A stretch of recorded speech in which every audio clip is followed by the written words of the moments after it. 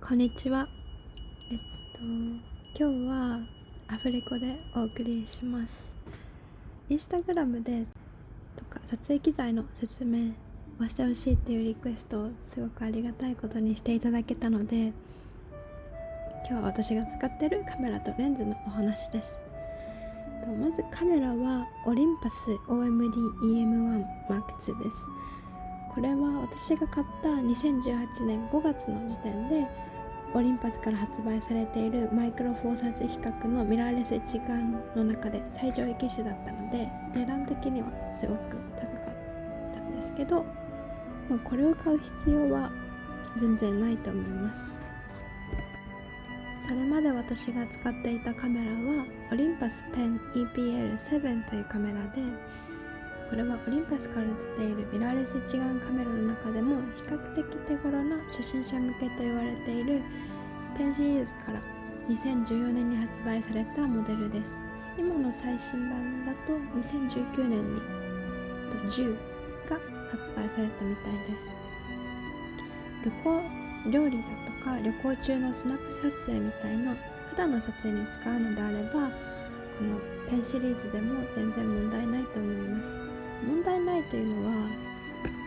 今まで私が EPL7 で撮った時の写真と今新しいカメラを持って撮ってる写真を見比べても別にどっちで撮ったかよくわからないなっていうくらいの差です。じゃあなんで買ったんだろうじゃあなんで買ったんだって思うかもしれないですけど、一番大きい理由は防滴防塵加工がされているところです。雨の中でも気にせず撮影を続行できるっていうのが私の中ですごく大きくて、私がペンを使っていた時の一番大きなストレスだったところが、雨が降ってるからカメラが出せないっていう状況だったんですね。でもこのカメラを持っているとそういうところで諦めなくてよくなりましたし、あとはボタンがすごく増えたのでいろいろいじりやすくなって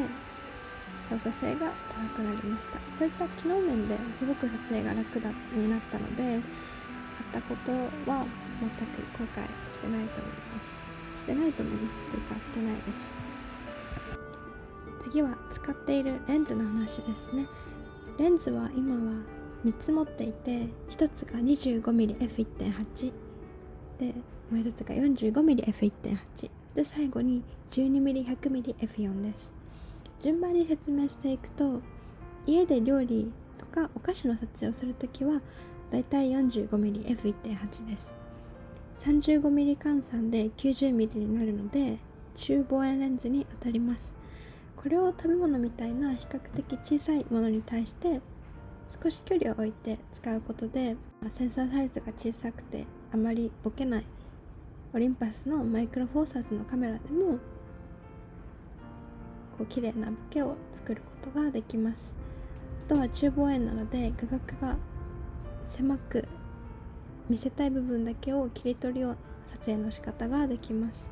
だから、家の中とか周りがどれだけごちゃごちゃしててもそこだけ撮っていればすごく食べ物がメインで写ってちょっと綺麗な感じで写真が撮れます。ただこれはもっぱら室内用です。これを外に持っていくと撮影スタイルにもよるとは思いますが、私にとっては割と不自由だなと思うことが多いです。例えば私は旅行とか行って写真撮りたいって思うものを見かけると全部撮りたいタイプなんですね。ミーハーっていうのかな。例えば旅行地で神社があって、この鳥かっこいい、撮りたいってなった時にこの 45mm レンズを使うと鳥全体は映らないんですね。だから全然私が撮りたい写真が撮れない。あとは例えば素敵なレストランに入って座って撮影したいなってなった時にテーブルに乗ってる食べ物を全部写したいのに実際に写るのはプチトマトがめっちゃドアップで写るみたいな、そういう写真になっちゃいます。撮影スタイルによってはそういう切り取るタイプの写真の方が雰囲気のある写真が撮れるっていう人もたくさんいると思うので、別に 45mm が外で使えないレンズではないですけど、私の撮影スタイルには合わないなと思います。なので外に出かけるときは 25mm か 1200mm のどちらかを持っていきます。 25mm の方は開放の F 値が小さいので F1.8 なので、近くのものを撮影すればそれなりにこう後ろと距離を持ってね撮影することでボケも作れますし、あとは画角も標準レンズの範囲なので、広角レンズと比べるとやっぱり画角は狭いですけど、それでも全体の雰囲気はある程度は、特に 45mm と比べるとずっと収めてくれる、すごくバランスの取れたいいレンズだと思います。いいレンズではあるんですけど、このそもそもカメラの本体 OMD EM1M2 を買った理由が防滴防塵加工がされているっていうところで、 25mm F1.8 のレンズはそれがされていないんですね。なので一緒に使うとせっかくカメラは雨に強いのにレンズが強くないっていう。なので最近はこのレンズを外に持ち出すことは少なくなりました。どっちを持っていくかいつもすごく迷うんですけど、カメラ本体に合わせてレンズも防滴加工がされている 1200mm を選ぶことが多いです。この 1200mm のレンズは OMD EM1M2 と合わせて使うことで手ブレ補正が最強になるんですね。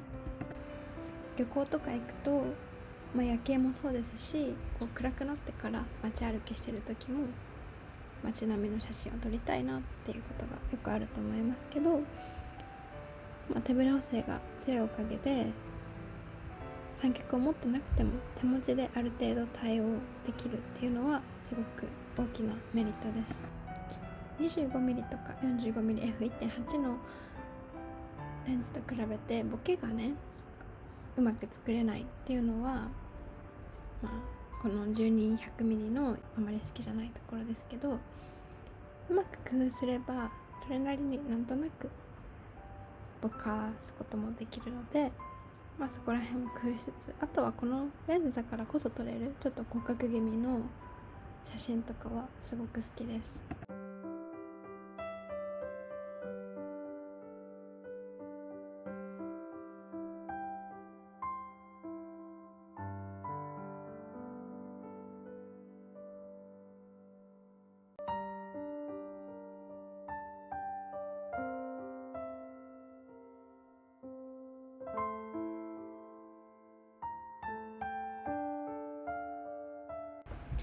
もう動画はほとんど終わりです。アフレコ難しすぎてもうやらないか、もしくは時々やりながら練習して説明上手になれるように頑張ります。で今写してるのは同じ撮影条件、同じものを同じ場所で撮影するときにそれぞれのレンズでどう違って写るかっていうのを一応撮影したつもりです。本当は今日の動画で私が普段料理動画だったり料理の写真を撮ってる時の撮影のコツとか、あと加工の方法とか、そういうところまで話そうと思ってたんですけど、もうこれでいっぱいいっぱいなので、とりあえず今日は使ってる機材のお話でした。また別の機会にそういう料理写真のコツをお話できたらいいなと思います。最後まで見てくださった方がいたらありがとうございます。